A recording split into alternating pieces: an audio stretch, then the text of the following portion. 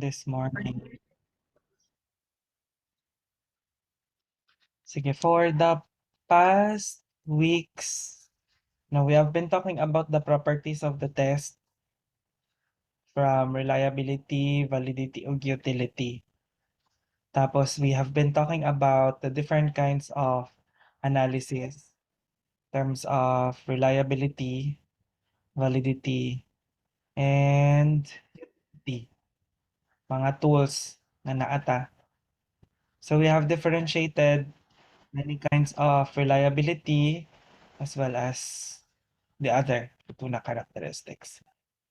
Do you have questions about validity and reliability?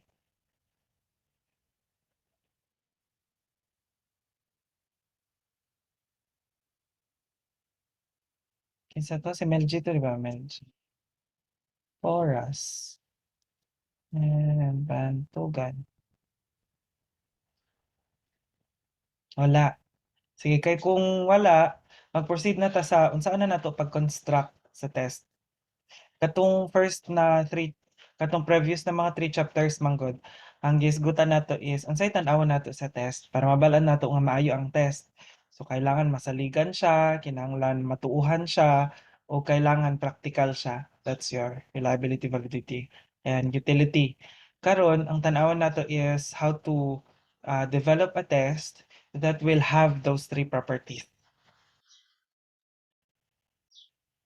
Ana, how to develop or create a test. This is in itself like mura siya og ano na livelihood na pud no. If like your career is on test development, kay naman na siya sa mga specializations nato in the Psychological Association of the Philippines. Mahimo kang assessment psychologist. So one of the things aside from using test is to create test as well. Nya mapatent man na nimo copyright. So kung naay mo palit ana, na kay royalties. Kag nakabuhat pud og libro. Oo. So again, if you want to get this in your research, ana, pwede ra pod. Although walay format ang test development karon na research in KDCIK, we haven't tried it yet.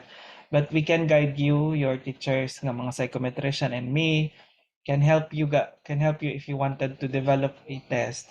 Later on, you can apply that for patent once na ma-validate na siya, or it could be used for other na mga researches. Right? Or pwede po preliminary work lang. Like, gusto ka mag-measure cape o kanang ulaw, unsa man ang ulaw, ana, indigenous na concept. No? So, ang buhaton na to is preliminary work sa dili sa test. Di pa siya sa test itself ang end product sa imong research. Pwede good, pero pwede pod nga preliminary work. Di man na siya, di man ta nga nakas ka ingon nga ano ba? Obsolete in our approach with other things in research kay we can accommodate those kinds of things. Right? So what we're going to talk about this morning, wala man nag-nail cutter ning nag-answer no, is the process of test development and what do we do with the process. But for today, mag-focus ra ta dito sa up until test conceptualization and writing items. Yan na. Kaya once you have written the items, pwede naman ka mag-try out. I-test na nimo imong test style, try out, not pilot. Okay? So after that, because we're going to describe each of the process, I'll show you the process after this slide. What are the steps nga sundon nato when we are creating a test. And then we'll focus first on the first 2 na steps. Test conceptualization and test construction. Okay, so the process nato, ana, test conceptualization is simply planning out, creating a map of the test. Siyempre, dili man ka mag-journey nga wala kay map, di ba? Kinahanglan na kay murag plan. murag blueprint or something, or a guide that will help you to plan out what your test is. So halimbawa mag-create ta og test for measuring understanding of validity. So unsa man ako ang i-appeal dito na test? Unsa na validity akong kasabot? In what context? Ana, what are the topics underneath that? Kung validity, unsa tong breakdown, no? So we can apply now our concept of content validity in test conceptualization because we're going to create the blueprint. But before we can start with the blueprint, maghisgot sa taog logistics of the test. Nigmoingon kog logistics, nganong mag-create man ka ana nga test. Basig daghan na kayong test on IQ ba? Nya unsay pulos anang basi dili na construction or development imong kinahanglan. Maybe it is more test validation, not test development. Ang test validation simply means that you determine ang psychometric properties, reliability, validity, and utility of a test. So dili na ka mag-create og test from scratch. Like say, mag-test si Andy og validity sa isa ka IQ test in the Philippines. Ana. So you don't need to construct the items. However, if si Dov gusto yun siya og from scratch jud, so test development na pud na siya. You write your own original items. Then you also test the psychometric soundness of that. Okay, so that's the first step. And then the second step is test construction. This is where you will write the items. Ina naman kay plan. Pila ka number of items. Unsa ang pag-answer. Ana, planahon na nimo. Unsa ang pag-score. Pila sa plano. Unsa na theory ang gamiton. Kung nabay theory. Or computerized ba ni? Or pen and paper ang imong test. So planahon na nimo tanan unsa pangalan sa test. Unsa siya katas-a dito sa test conceptualization. Once na-set na nimo, muna imong blueprint, magsulat na kag items. Item writing. Okay. So, once you have constructed the items, you consider unsa man akong gamiton pag scale or pag measure aning variable or construct. Should I measure it in true or false? Kind? Should I measure it in multiple choice? Kung academic pa na test. Or should I use essay?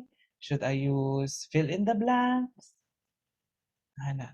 Should I use 1 point each? Or naay mga items nga mas taas ang points nila? Should it be added as a whole? Or should it be added with certain portions? Ana, i-consider na po na siya in test construction. Unsa man ang language nga gamiton, unsa ani mo siya pag-present, ana. Okay, so once you have written, ang end product nimo sa test construction is your draft, first draft na test. Siyempre, kung eskwelahan, wala ni draft-draft. Test na dayon, ana. Madugayan man, paspas man ang measurement sa schools, academic measurement, no? So, pero in psych na constructs, especially katong mga mag-diagnose, ana, because it has implications on the mental health of people, we need to follow the rigors of the test development na process. So, end product nimo sa conceptualization is the blueprint. Blueprint.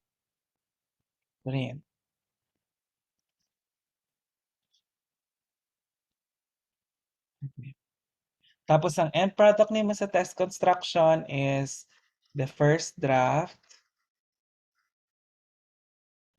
Okay, your first draft of the test.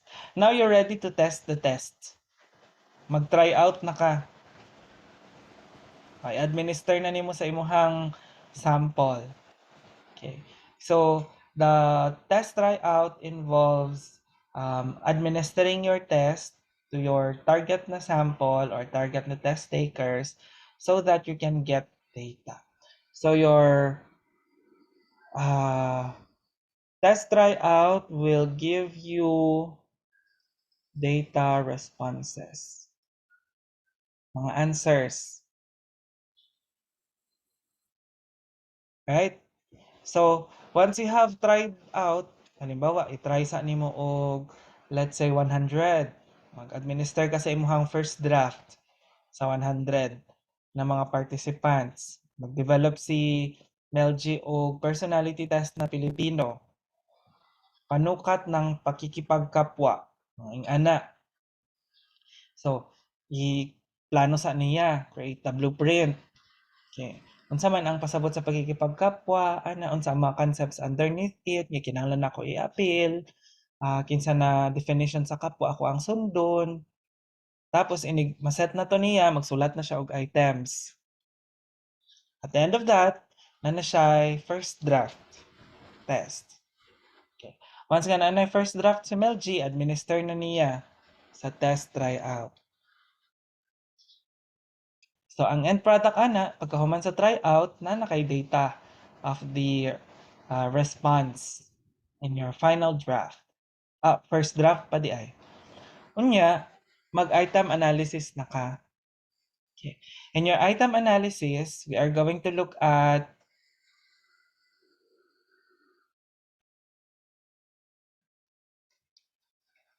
difficulty of the item,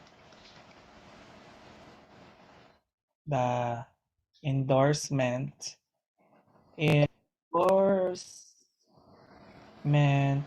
or discrimination, item reliability, and item validity. So, halimbawa, nagsulat si Melgy og 300 items. Isa-isahon jud nimo sila analyze on item difficulty, item discrimination, item reliability, and item validity. So that ang end product nimo dire is kanang ginatawag nato na item characteristic curve. Okay. An item characteristic curve is a figure that tells us the properties of that item so that we can make a decision. Okay, pagkahuman sa imuhang item analysis, maka-create ka og decision whether to reject the item. Ay, pangit man ni nga item kay mobo iyahang mga properties kaning upat. Ana, or revise the item. Basig pwede ra ni siya base sa akong difficulty, discrimination, reliability, and item validity, chokes ra. Kaya pa ma-save ang item. Or, kay nindot iyahang properties, you retain them. So, these are the 3 kinds of decision per item that you're going to make. So, when you create 100 item na first draft na test, you will expect nga na ay mga matanggal ana based on your item analysis.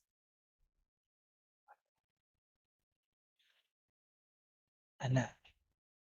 Okay. And then, once you have decided, natanggal na ang mga dapat tanggalon na mga items, na-revise na mga dapat revision na items, o ang uban, gi-retain sila as is, madto na ka sa imuhang kadto na tong test revision based on your decisions. You revise the test itself. Okay, once nga mag-test, mahuman na ka og test revision, ang end product nimo diri is your final draft. I-draft pa. Tapos mabalik na pud ka. I-try out na pud nimo. Pag try out nimo, mag-item analysis na pud ka. Tapos mag-revise na pud ka kung na pud i-revise. Tan-awon na nimo inig na meet na nimo ang target na number of items that you need for your total test, or inig ang mga item analysis nimo, all of those, let's say 70 na items nga nangabilin, have very good properties. Nang maayo na ang difficulty, I'll talk about this next week, ang difficulty, discrimination, reliability, and validity. Ana. So once ka nakita nimo kaning item, this is okay. I can accept this and retain it. Then you will have your finally your final version. Dili na jud siya draft. Final version of the test na jud siya. You're now ready to publish and sell that. Di ba? Dili lalim ang mag-create og test, no? Oh, lanuhan sa unya magsulat, unya i-try out nimo, test run, unya mag-analysis ka og per item. Tapos mag-revise ka, unya ubalik na pud ka og try out. Mag-analysis ka. Kung okay na, sige, final version na na siya. Kung dili pa, mag-revise na pud ka, unya mag-try out na pod. Sometimes it takes years to complete the test development process. That's why I said if you wanted to work on research like this, you can begin with preliminary work. Diri ra taman ang.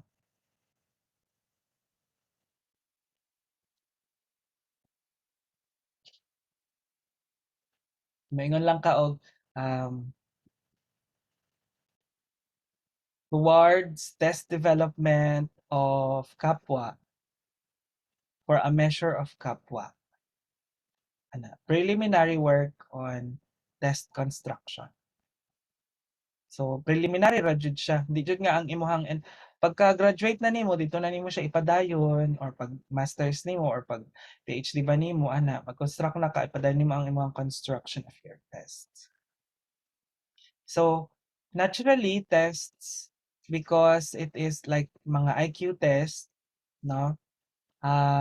As we kung mga Stanford, Binet, mga Wechsler, mga pangalan sa mga test ba, di ba na ay version 1, version 2, version 3, version 4, like Stanford, Binet would have 5th na version, kay gina-revise siya nila ang test based on more data kay samtang pag-administer nimo di ba? Baligya, administer. So naay mga new data coming in. So mag-item analysis na pud ka if there are things that you revise. So gradually nag-revise yun siya. Okay? So questions with the test development process.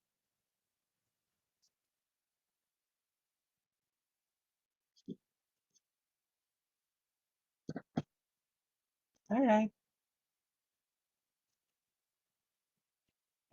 The next now is on test conceptualization. Okay. When we talk about test conceptualization, it is simply defining the construct that we want to measure and setting the parameters of what we want to measure. Let's say mag-develop si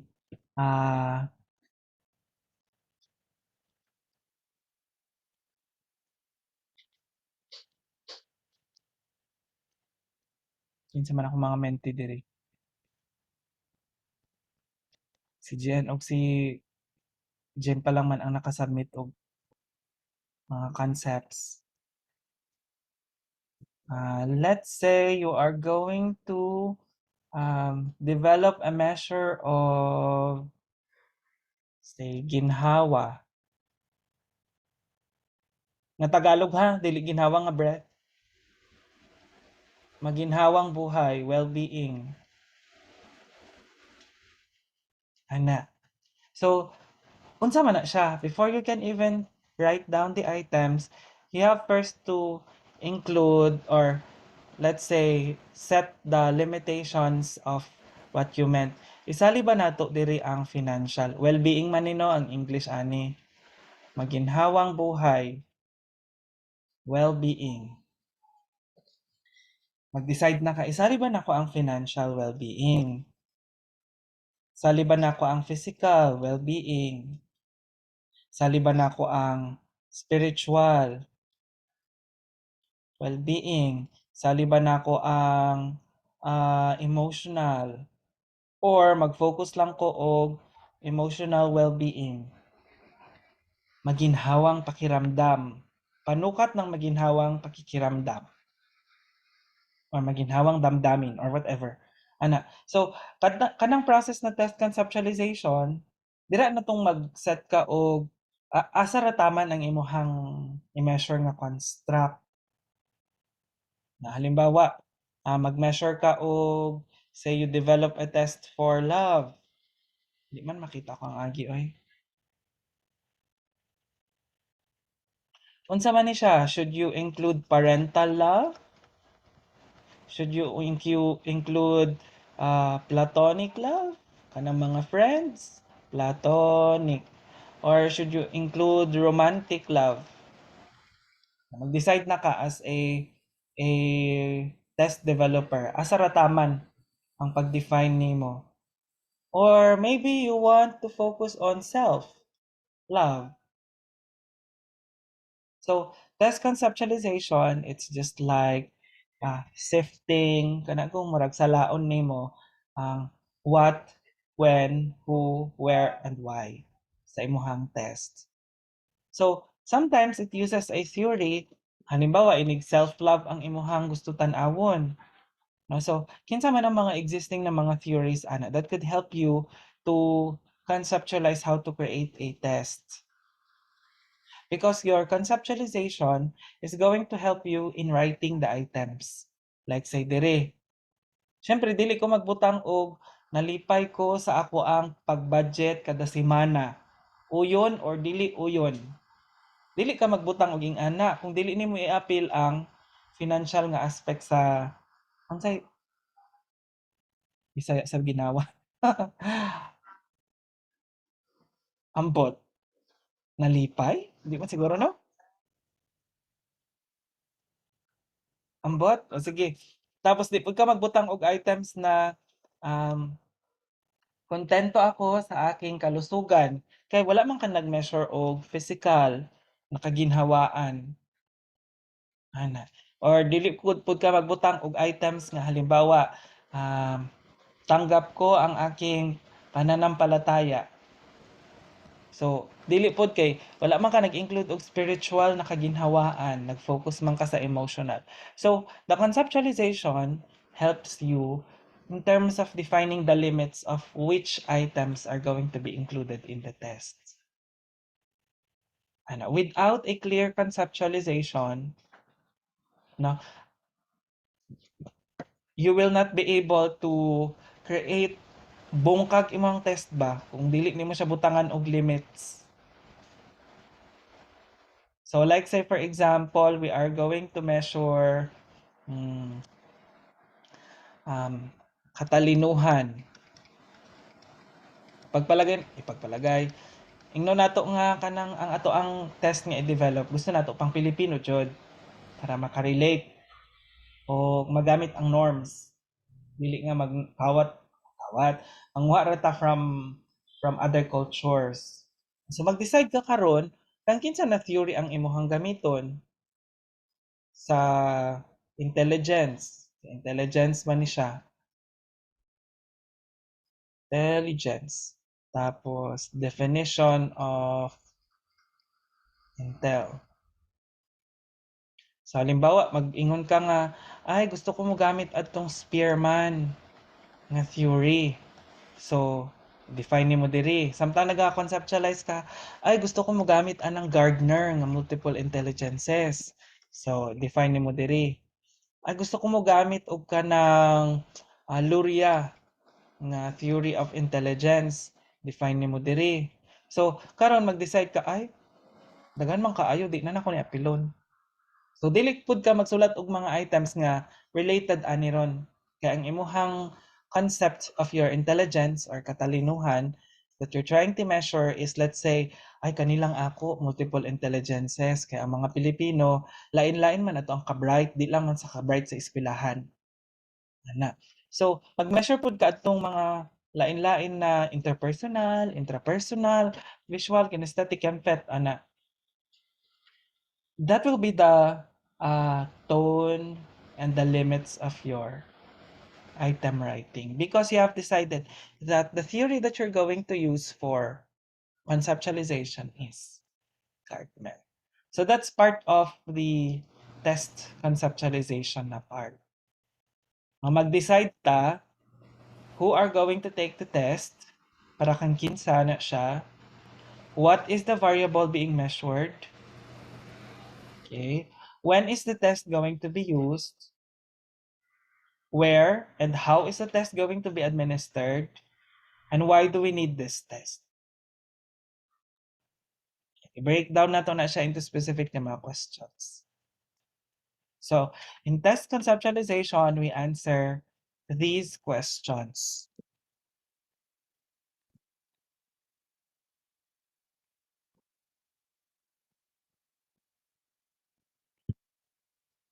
Say, what is the variable that you are going to, what is the variable or the construct that you want to measure? Is it kaginhawaan, katalinuhan, kapayapaan, pagmamahal, kapwa, unsa pa ba ng mga kuan, mga construct ang gusto nimo i-measure. So mag-decide sa ka, no? Tapos imong decidean unsa man imong tumong why you need that. Is it going to identify kung kinsa ang mga tao nga naay problems with pakikipagkapwa? Diagnostic siya? Or is it to test ang understanding of people about kaginhawaan? Or halimbawa, ang gi-measure, ang test nga gi-design nimo, let's say in academic na setting, mag-measure ka og applications of stat. Ana, ngano man, why do you need to do that? Because you wanted to check if students are capable of using the concepts into situational na mga samples. Ana, why? Why is there a need to do that? Because you thought that the tests for statistics are mostly computations, mostly memorization, but there are very few tests which measure um, the application of statistical analysis. Okay. Para kang kinsa man na siya na test, kinsay mo gamit. So, teachers who are interested to measure applications of statistical test or analysis. Kinsa ang mag-take ana nga test? Kinsay mo gamit, kinsay mag-take. Students who are enrolled in psychological statistics are the target ng mga participants. What will be covered in that test? Should it cover non-experimental designs, correlation and regression and chi-square? Or should it cover experimental designs only, t-test and ANOVA? How will the test be administered? In person, virtual, pen and paper, computerized? So decide na nimo. Yeah, what is the ideal format of the test? Should it be multiple choice, true or false, computation, or whatever, no? Mga na siyang i-require. Kinahanglan ba og training ang mag-administer? Mogamit ang teacher nga maghatag ana nga test, kinahanglan ba nila og kanang background pod? So specify na pod nimo. And is there possible nga harm na mogawas dito sa test taker? So you write all of those down in your test conceptualization. You would say that this test is a measure of application of statistical concepts. The purpose of this test is to determine the student's ability to determine which statistical analysis is best for a given research design. This test is needed because most tests are memorization, and computation. Teachers of statistics may use this test for measuring the learning of statistics students. It will include experimental and non-experimental designs administered in person through a multiple choice format. No training for test.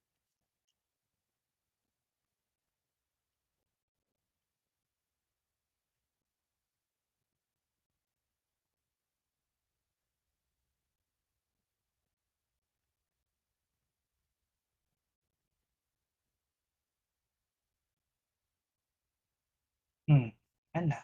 So na kay conceptualization based on your answers for the questions. So kanina ang first part dito sa imuhang test manual ang ginasulat. So titlean na nimo siya karon og ah, test conceptualization. Tapos mag-identify na ka sa imuhang test theory. Kinsa man na theory sa statistics ang imong gamiton or unsa ba or reference ana. So items will be based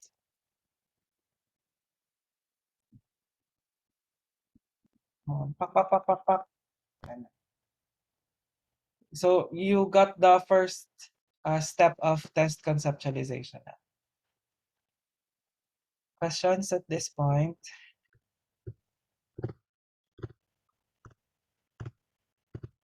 Pa-thumbs up daw po kung wala may question.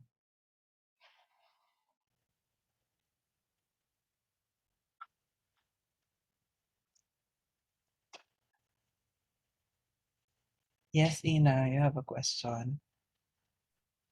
Sir, what if sir ba ang questions is projective, ma-apply ba ang answer ang katong process sa test development? Okay, good question. Yes, we will still follow the same na process for test development.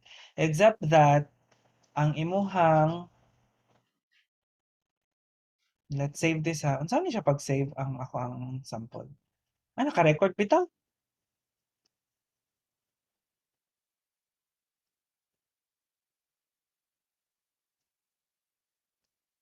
Kani. Except for item analysis.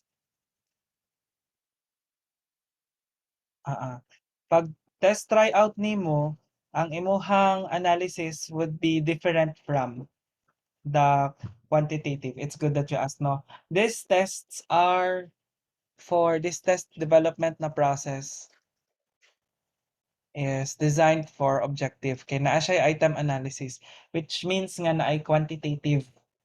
May metrics na mag-yield. Ana. Ang imuhang projective, naaman kay, halimbawa, mag-create ka og bagong test.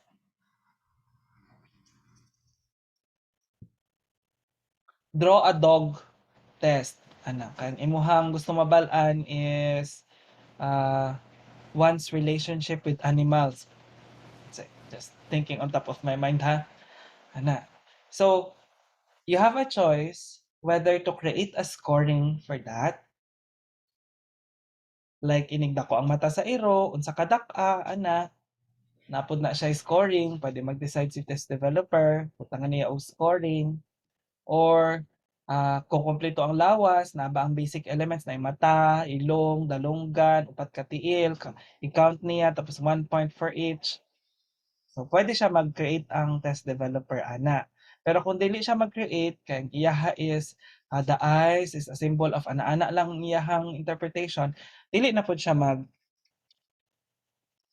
item analysis. Mag-conceptualize gyapon, mag-construct gyapon og instruction kadtong stimuli. No. Tapos i-try out gihapon siya.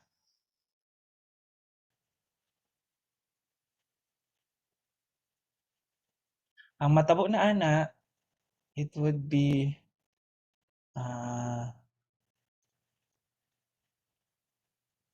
what's this?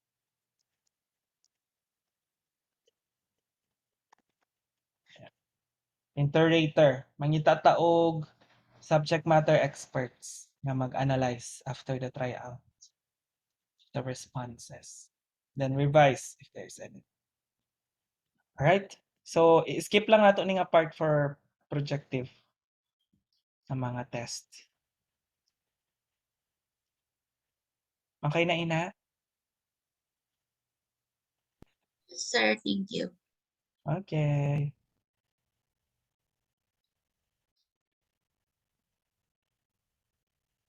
Na pa? Questions?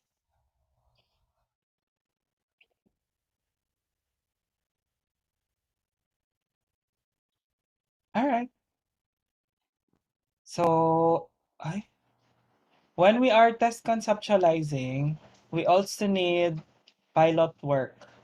Now, typically when individuals or mga psych students hear the word pilot work, ang magsulod sa ilahang mind is pilot testing, which is the test tryout. I-differentiate nato siya with test tryout ha.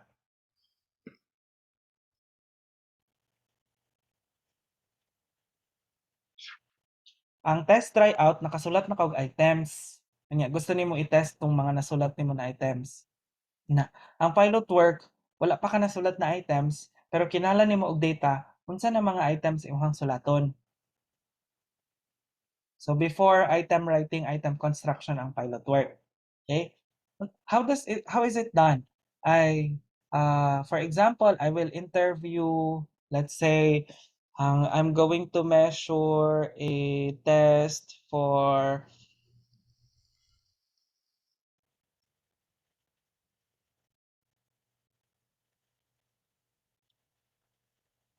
internet gaming addiction. Ay, kalain. Ano ba yan? Di pa rin nagbilog. Anyway. So, since wala pa ko'y idea or wala pa kaayo yung mga theories and literature for this one because this is new, new, I will interview experts instead ng mga individuals nga nag-handle og mga clients about internet gaming addiction. Unya pangutan-on nako sila, unsay naagian sa inyong mga clients nga nakaingon mo nga na sila internet gaming? What was internet gaming addiction like? Na. So, I will interview. Mura siya og quali na research. Yeah, phenomenological. Kay you wanted to characterize what internet gaming addiction is. You can also go directly to the people who may use the test. Mangita ka og mga tao nga naga-claim nga na sila internet gaming addiction or paminaw nimo they really are chronic users of internet gaming. Sila imong pangutan-on unsa may na-experience nimo nakaingon ka nga heavy na kayo imuhang internet gaming. Unsay mga motivations nimo for doing that? Nabay mga difficulties ka nga na-encounter because of your internet gaming? Now, what games did you usually play? You're just kibali ang what's happening for pilot work is tama ang spelling sa defining. Kalain sa green no. Maglo lang ta. What's really happening in pilot pilot work is defining the construct. Okay. So, you can come to the test conceptualization with an a priori assumption of what the construct is. Unsa may pasabot anang na a priori na assumption?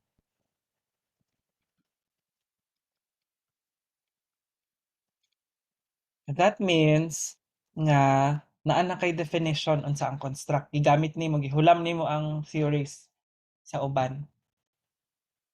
O, gikan dito sa theories nila, magsulat na lang kag items. Murag gi-assume na nimo nga ang ilahang theory is correct. in defining the construct or the variable that you want to create a test for. But if you don't have an a priori assumption, you don't have any assumption at all, ingon ka nga, ay, na may kulang anang mga theories, kaya mga theories ana kay gikan man sa gawas, mga westernized cultures. So gusto ko muna og sa Filipino na culture, tan-aw na kung unsa jud ang experience ani.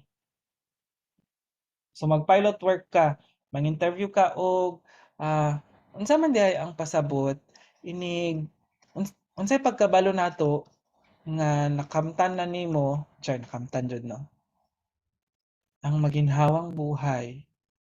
Ano, mag-interview ka og mga Pilipino.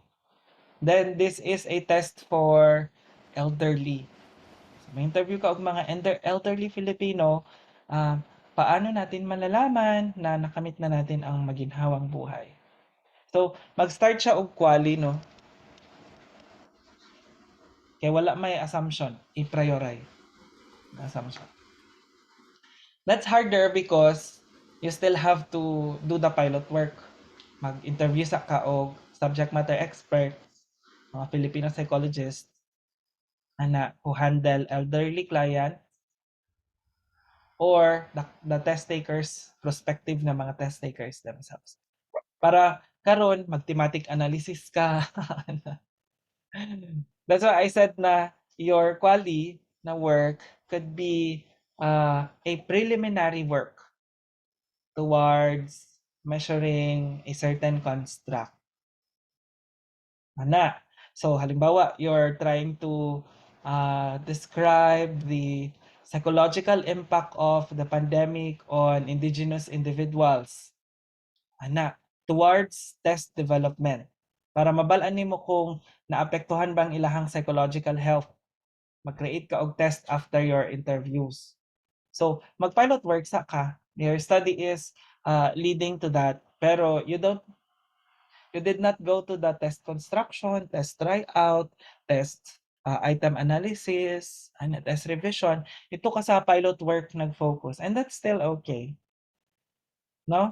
You can just pick it up after, padayon nimo, or somebody else can continue the work for you.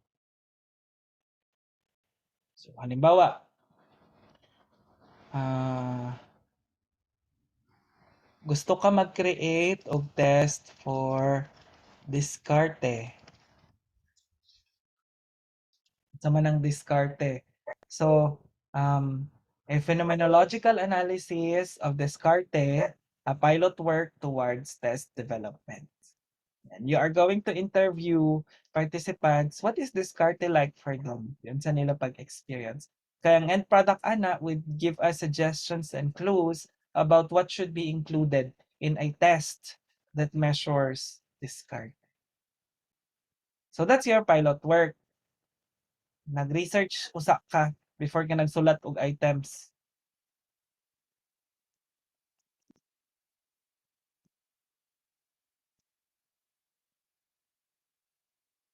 Pwede.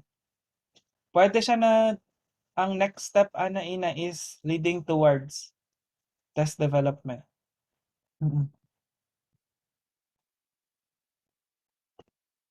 Labi na inig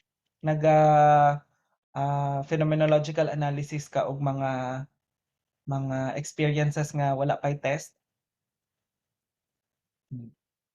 Pwede na siya ipadayon sa mga halimbawa, i-pick up ninyo ang quali research sa mga katong mga nauna sa inyo ahead, mga phenomenological analysis nila.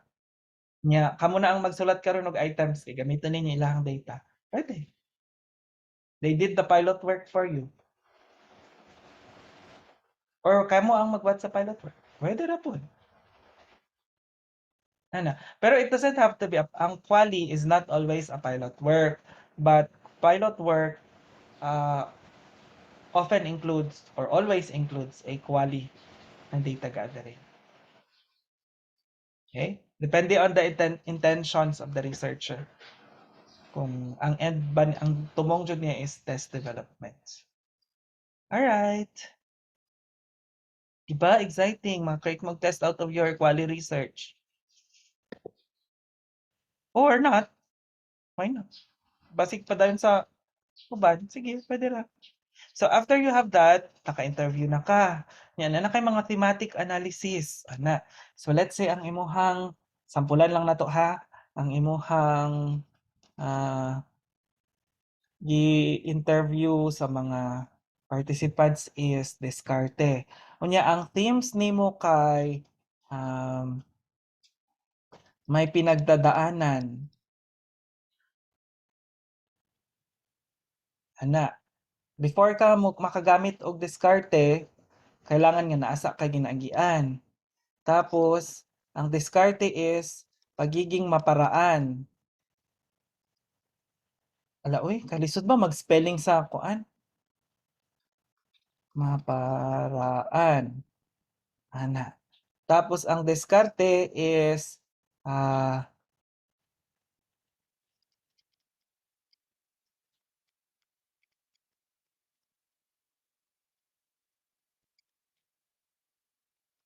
ambot si Tagalog ano pag-a-adjust ana. So kani ang mga themes nga ning gawas dito sa imong qualitative analysis. So now you can use this as items ana. So because the next step is test construction. This is now your building the test items that will be part of the test. Alright. Na kay mga decisions nga buhaton in terms of scaling, item formats, scoring method, and interpretation approach. We'll cover this one today.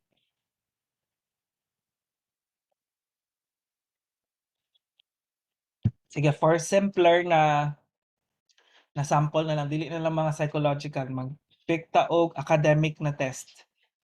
Academic na test. Let's say we wanted to test students based on their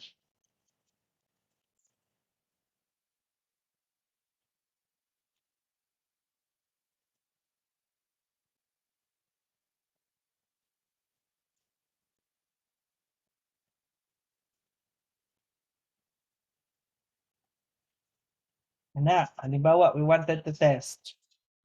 So, ano tayo ideas daan from TOP, no, nga unsa na mga topics ang atong i-appeal. So, decide na nato kung unsa na scaling, item format, scoring method, and interpretation and approach ang atong gamiton once we write the items. But before we can do that, we have to, madali lang ha, something is missing in my slides. Okay. Okay.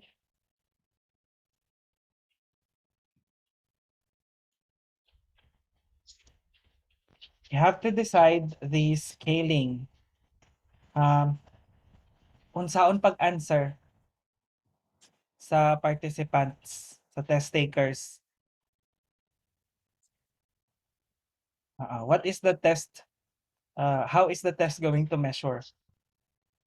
Okay, so we have either an option of a rating scale, a Likert na scale, a paired comparison scale, a comparative scale, a categorical scale, a Gutmann scale, and a Thurston na scale. Daghanay di ay no. Ang familiar man gud sa ato, kasagaran sa mga gina-answer nato ng mga surveys, mga instrument kay mga rating scales at mga Likert scales man. Pero there are other ways to create the scaling of the test. So before you write in the items, mag-decide sa ka how much on what approach of scaling do you want to use for your tests. So maingon ka nga ay pinaka-common man ang Likert scale kana man ang kasagaran. So sige, anya ang Likert scale man gud is very flexible. Pwede siya na mag-measure og agreement, attitudes, emotions, cognitions, ana, no? So very flexible ang Likert and rating scale ba. While for attitudes, you can prefer Gottman and Thurston. While for behaviors, you can go for paired, comparative, or categorical. Isa-isaw na ta na siya later. So depende siya sa imuhang kuan pod, imuhang variable. What I'm trying to say is these two are flexible. Kaning tulo sunod, change na to ang color. Kani sila. Ay, these are good for behaviors. Mag-comparison man good ka. And then you will understand later why is it good for behaviors. And then these two are good for attitudes.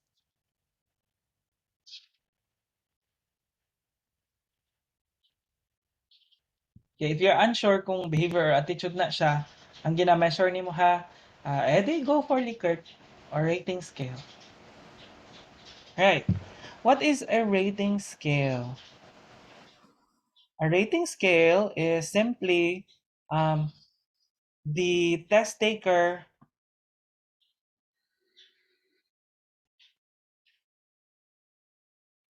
makes an evaluation of the items and rates ang iyahang response based on a scale of halimbawa kana kung mga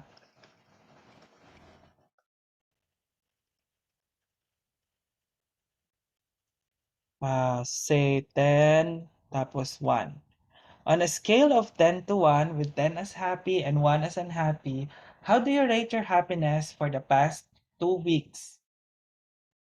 Rating scale na siya because mag-judge ang test taker in terms of their level of happiness for the past 2 weeks from a scale of 10 to 1. How is that different from a Likert scale? Inga naman gyapon ang Likert scale. But ang Likert is typically 5 ang options. So kanang mga strongly agree, neutral, disagree, and strongly disagree are example kay 5 option man na siya of the classic na Likert na scale. So how about if kanang button nako is very happy, slightly happy, moderately happy, moderately unhappy, slightly unhappy, very unhappy. What if ing ana kana modified Likert na siya? Okay, more than 5. Di na Likert ha, kay German na siya, Likert.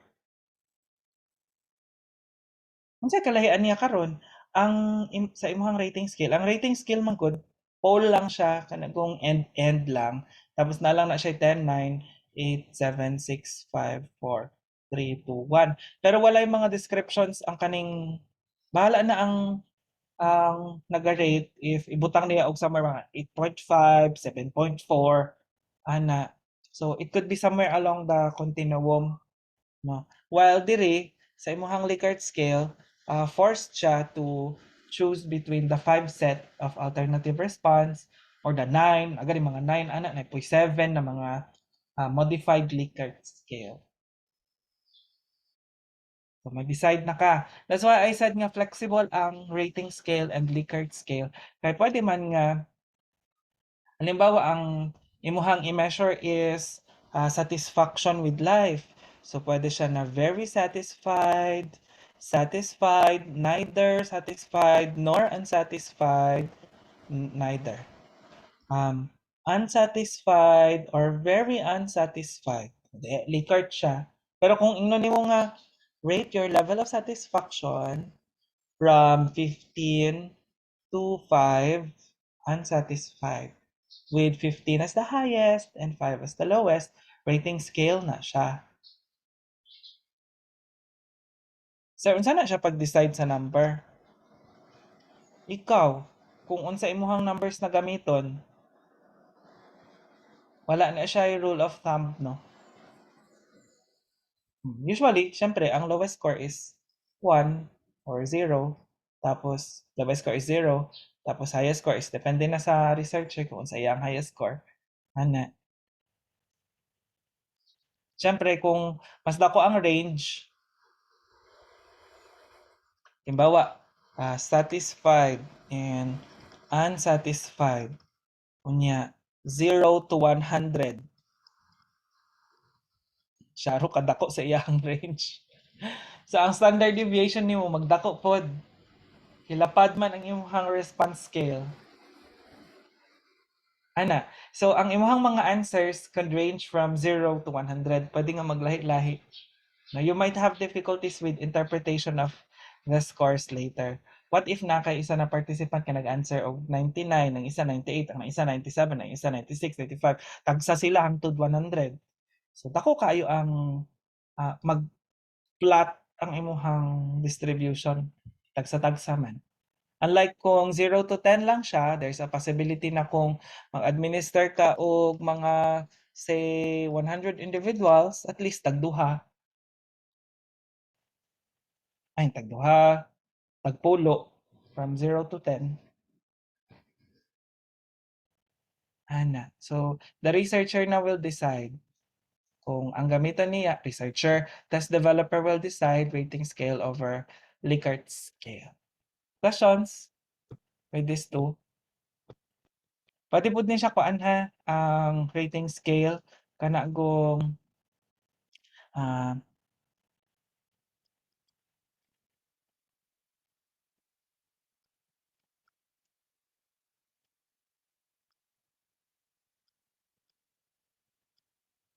na rate your level of emotion right now. Ay, kalain kalapat siyang noun. Based on the following na emojis. So, pwede siya na image. Pwede po siya words. Ang rating scale. Pwede po siya number. Ana. Sir, dili na ba na siya Likert? Actually, mahimo na siyang Likert kung 5 lang imuhang response scale. Ana. So, naa sila overlap, no? A rating scale could be a Likert scale, and a Likert scale could be a rating scale. But typically, a Likert scale, anything that is a 5-point response is a Likert scale. Questions?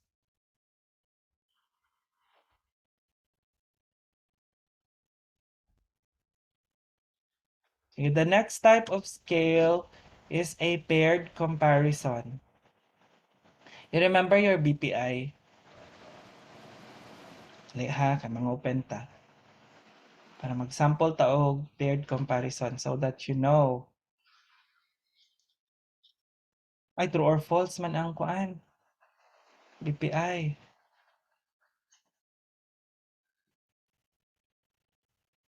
Mhm.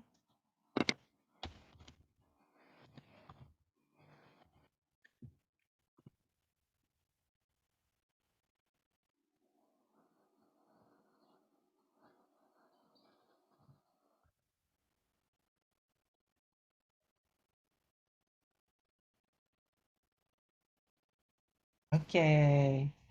Sige, ito na. This would be an example of a paired comparison. In a paired comparison scale, the test taker is given two options and they will compare which answer based on any rule, mag-decide sila, no? Kaya ang rule man niya diri is which answer comes closer to telling how you usually feel or act. Na it's a judgment of how true that is to you. Ana, so i-compare niya ang duha ka options, kaya siya paired comparison, no? When you go somewhere for the day, would you rather plan what you will do and when, or just go? So the test taker will just encircle. So kung ikaw ang decision nimo is I think mas gusto ko og kanang mga, that's why I said nga pang behavioral ni siya kay ang imuhang ipanglista is either statements or behaviors, and then your participants are test takers. Test takers are going to decide which of those two behaviors is closer to their answer based on a certain rule. So this one is Myers-Briggs type indicator, an example of paired comparison na test. So again, your paired comparison asks your test taker to make a decision between two responses based on a certain rule. So they will make a decision whether they will circle A or B based on how they usually feel or act.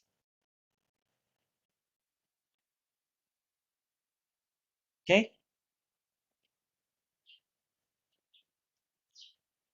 Let's go back to the slide. Yeah. So the test taker, by definition, mag-compare and select sila between two stimuli, katong A and B, following a certain rule, how they usually feel or act. I would say this one is more difficult to write. Kaya mag-identify man ka og daghang behaviors nga mag-contrast. So halimbawa, mag-create ko og test for introversion and extroversion. Intro. Maglista ko og behaviors, say in party. What is the behavior of the extrovert and what is the behavior of the introvert? Let's say in transport vehicles. What is the behavior extrovert and introvert?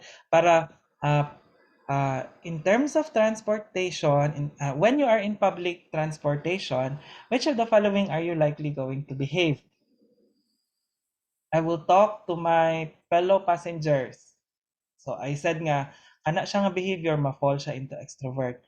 Then, I will keep to myself and be quiet. Kana siya na option, behavior, is that of introvert.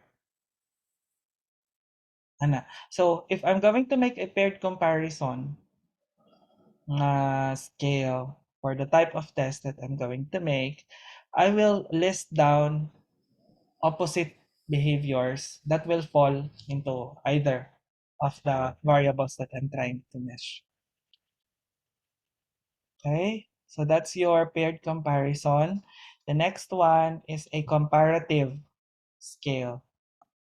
Mura pud siya og paired comparison, comparative scale gani, no? Pero ang comparative scale, the test taker is going to sort of like sort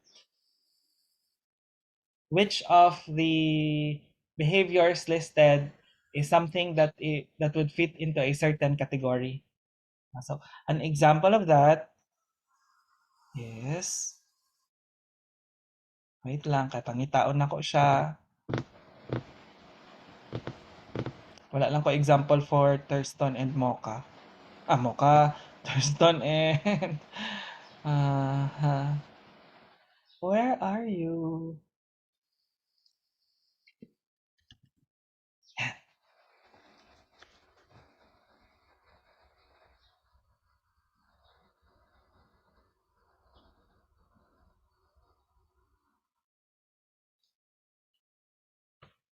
This one is items from basic personality inventory which you took.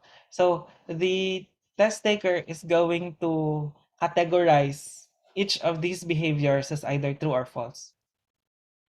So ganina dito sa paired comparison, the test taker is going to compare two behaviors, then pick any of those two based on a certain rule. Kaning diri pod sa categorical scale, na siya list of behaviors, iyahan niyang i-categorize whether on a certain rule, whether it's the truthfulness or not of a behavior to him. Pwede pod siya na halimbawa mag-create ta og test whether suicide is ethical. So maglist ka og mga statements didto nya pa-decide nimo ang test taker kung ethical ba ni siya na statement or not ethical.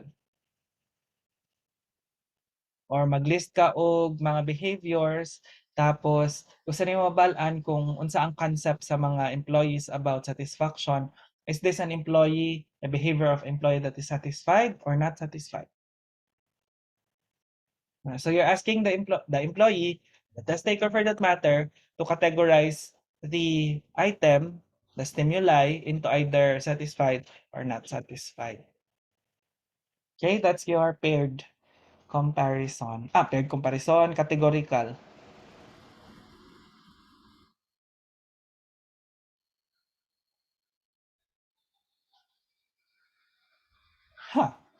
Ano to ako ingon? Comparative, categorical? Categorical, sir. Oo. Namata with comparative, right? Hindi pa. Wait. A comparative scale, I also have an example of that.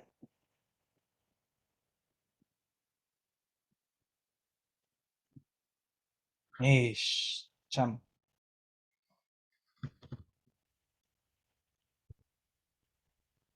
Ay, nako. Sige, Google ko muna. Sa comparative scale, typically, ang ginabuhat ana is naa kay list of behaviors, like say 30 behaviors, i-rank nimo siya on a certain rule.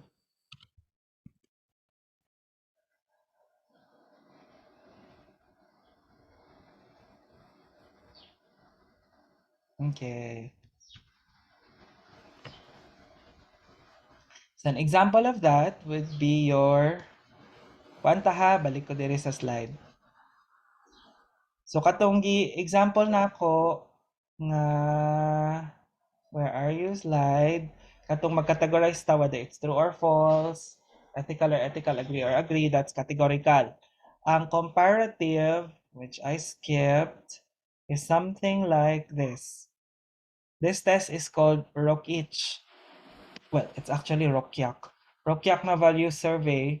Ang buhaton nimo diri is tagaan kaniya og 18 values. Niya i-rank nimo ang 18 values according to their importance to you. So you're going to compare these values. Is comfortable life more important than equality? Is equality more important than exciting?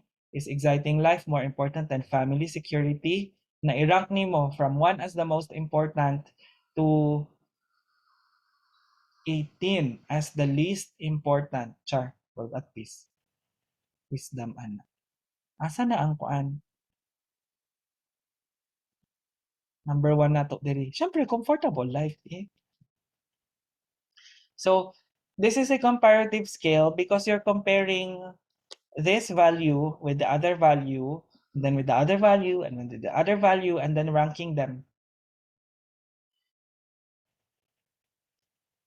Unlike dito sa categorical scale, ginasort nimo sila into either true or false, ethical or unethical. Okay, so if you're going to make something like a comparative scale, naka-idea, naka-listahan, tapos gusto lang ka makabalo if asa ang i-prioritize sa imuhang test taker.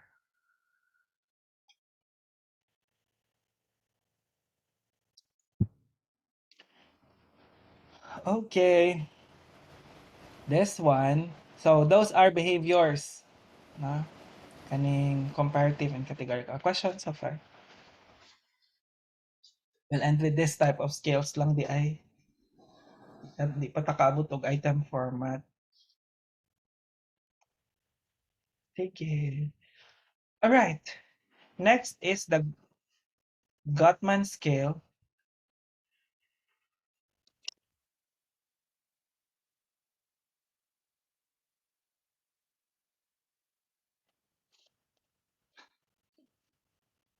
The Gottman scale is also called as scaleogram analysis.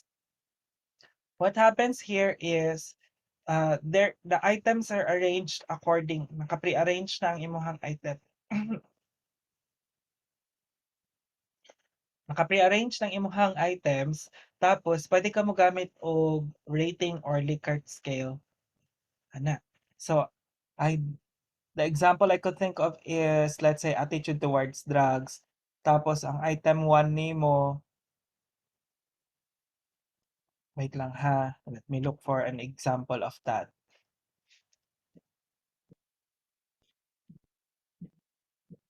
Para ma-visualize na to.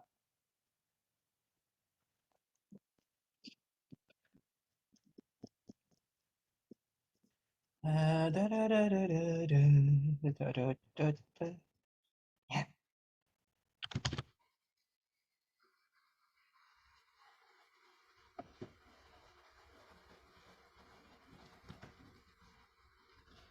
Gottman,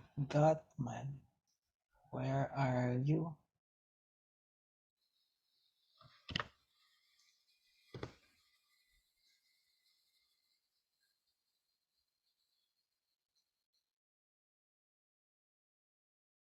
Yeah. This would be an example of a Gottman scale. So, you see na mura siya categorical. Categorical iyang approach dito no. Kay mag-categorize siya whether there is agreement or disagreement in these behaviors. Ang kalahian lang ani is naka-arrange siya from if you agree with statement 1, it's very likely nga mo agree ka with statement B. Nig mo agree ka with statement B, mo agree pod ka og statement C. Halimbawa, all people should have the right to decide, this is euthanasia, suicide, whether they wish to end their lives. So if you agree to that, you're also likely to agree people who are terminally ill and in pain should have the option to have a doctor assist them in their lives. Ana. So naka-arrange na siya ang mga items or options in a Gottman scale so that if you agree in the first, you will agree in the succeeding and so forth, so forth. So pwede siya mo gamit og categorical scale just like this or Likert scale katong strongly agree, strongly disagree, ana. But the unique feature of this one is the more answers you have, the stronger your attitude is towards euthanasia, for example. That's why I said nga ang Gottman is good for measurements of attitude. Okay, the more checks, the more agreements or statements you agree on, the stronger your attitude is towards euthanasia. Okay. Then finally, the last one is ay, ay, ito na yun. Yan. Thurstone na scaling. In Thurstone scaling, I say this. Let's say I have a list of kanina mga statements. Ang galo nato ning kuan ha, ning kaning instruction. Ana. Tapos I will ask subject matter experts to rate their level of agreement and disagreement that this statement tells us about a positive attitude towards euthanasia using a Likert scale of 10 and 1. So, halimbawa na ako'y tulo ka SME. 1, 2, 3. Ana, so maingon si subject matter expert nga, I think ang statement A is nasa rating og I strongly agree nga nasa 9 ang rating nako ani nga this is a good measure of attitude towards suicide. So maingon si subject matter expert 2 nga maybe 7. Maingon si subject matter expert 3 nga maybe 5. Ana, so kuhaon nimo karon ang ilahang mean kaning tulo, and then once you have your participants answer this one, maghatag na ka karon og Likert scale from strongly agree, agree, neutral, disagree, strongly disagree. So ang answer ni participant dire i-multiply nimo siya sa mean na na-identify. Murag mao ni siya ang weight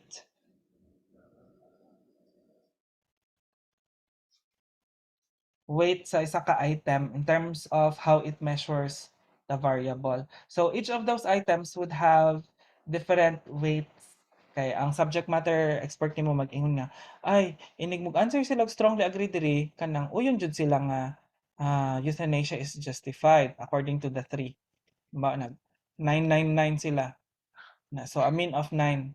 So ang ka weight ani nga item is 9. Right? So, let's say ang scaling nimo dire is 5, 4, 3, 2, 1. So, let's say nag-answer si participant 1 o let's say 4 answer. So, multiply nimo siya sa weight ng gihatag sa subject matter expert. Tapos sa sunod, nag-ingon ang subject matter expert yung, di man, marag dili. For example lang ha. So, 2, 2, 2. So, ang mean ani nila is 2. So, nag-answer si participant nimo og, let's say, 4 again. Agree. Multiply na po nimo. So, obviously, this item has smaller weight than this item because your subject matter expert, ano na quiz naman, are the ones who said nga this item can be considered as more important or less important in terms of the measurement of the construct. So if you go back to the definition of the Thurstone scale, ang test taker will answer to the items na previously rated by subject matter experts, and the average rating of the subject matter expert, the mean rating, is the weight of that item. So mas complex ni sila buhaton na kaning duha. I don't see a lot of Gottman and Thurston na mga scales.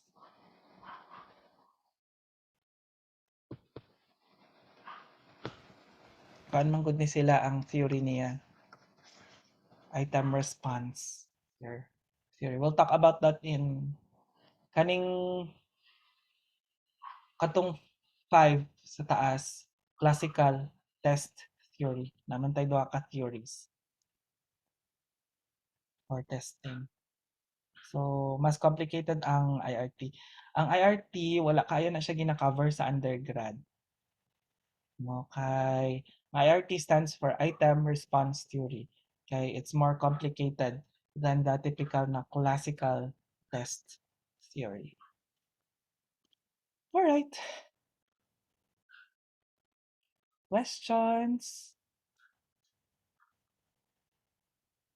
'Di ba?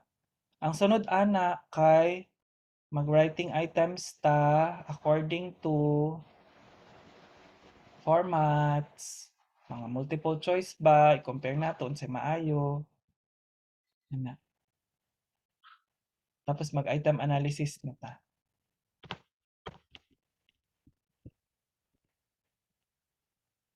Kung tan-awon nimo ni siya, pang quantity na ng mga test, objective na tests, na ang scales. Yeah, that's why it's rarely, test development for projective test is rarely discussed.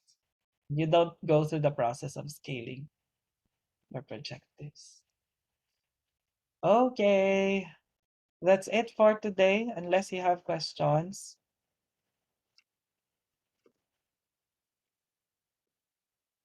No questions? Please give a thumbs up.